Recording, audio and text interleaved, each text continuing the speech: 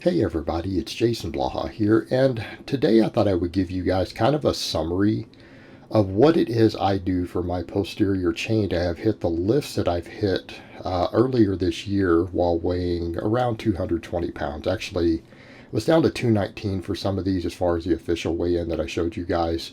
By the time this video comes out, I will probably be lighter and hopefully be stronger. But I think it's important because a lot of people don't watch the vlogs. They don't follow my training year round. They may not know what I actually do. They might only see the big lifts. They'll see, oh man, he did a 552 box squat, right? Which you guys have seen me do, I think 535 with a harder bar. But 552 box squat, which is going to equal a back squat heavier than that at this point. And I'm not even going to test my back squat until I start getting some 600-pound box squats. So you've seen that, and then I pulled a 625 deficit deadlift. And that's not even counting the fact that I did 615 conventional back in January. But again, I'm stronger since then. And why posterior chain? Because quite frankly, they matter for these lifts more than quad-specific training does. Now, I'm at the point in my own training to where my squat is now being limited by stuff like upper back. I possibly need a little more quad, a little more hip strength, things like that.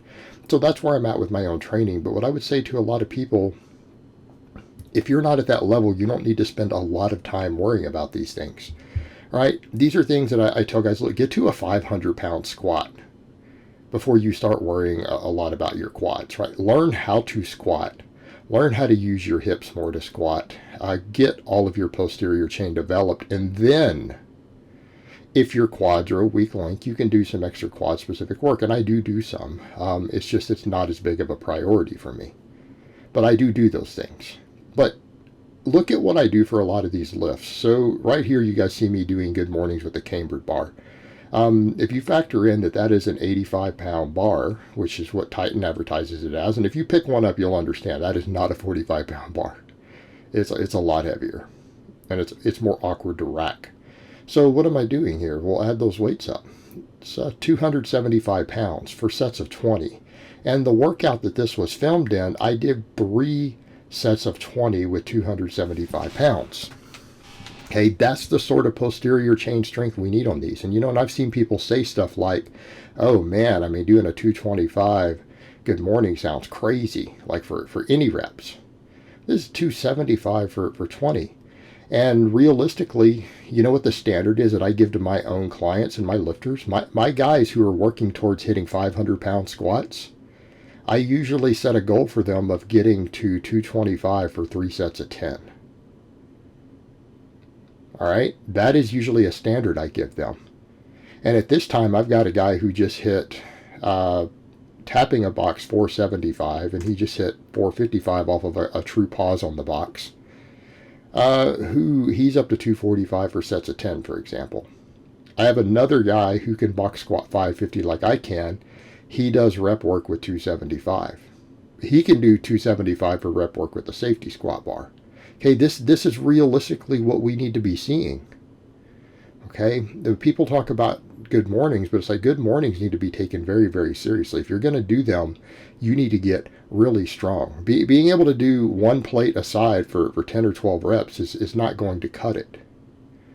Okay, it's not going to cut it. You need to be really strong on these. And I mean, you guys have seen me hit over 500-pound maxes with different barbells on the good morning at this point.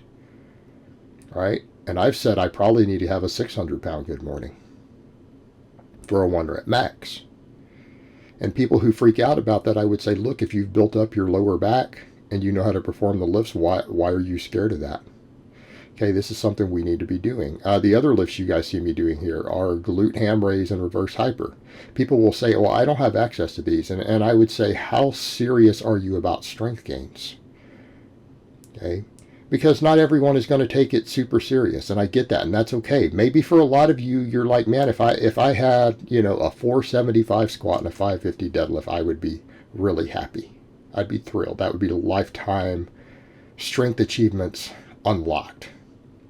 And that's okay. If that's your goal, that's fine. Those are good goals. There's nothing wrong with shooting for numbers like that. But you're going to get there faster if you're willing to invest in these things. And if you want to go beyond that, especially if you're going to get a little bit older and you're not 25 anymore, you 35, 40 plus year old lifters, because I'm 43 doing these lifts at 219. And I'm trying to go up, guys. I'm trying to get to a 600-pound squat. I'm trying to get to a 700-pound deadlift in my 40s. So we have to take posterior chain seriously. And with a lot of these people will notice, look, what kind of reps am I doing? Well, I mean, I max on the good mornings also, but what are you guys seeing? You're seeing 10 to 20. Why? Because we're using these to build the muscle of the posterior chain. Okay, I don't care about your 5-rep maxes or any of that crap. We care for maximizing strength. We care about your 1-rep maxes. Goofing off with a bunch of 5s and 6s. That's not the best way for you to get strong. Maxes and rep work, and of course, obviously, speed work and everything. But right now, we're just talking about the hypertrophy training. Why? Because we're trying to build these muscles up. So even here, the workout that these were done with these glute ham raises, what are we looking for? We want to get strong enough to where we can do the full range of motion of the knee.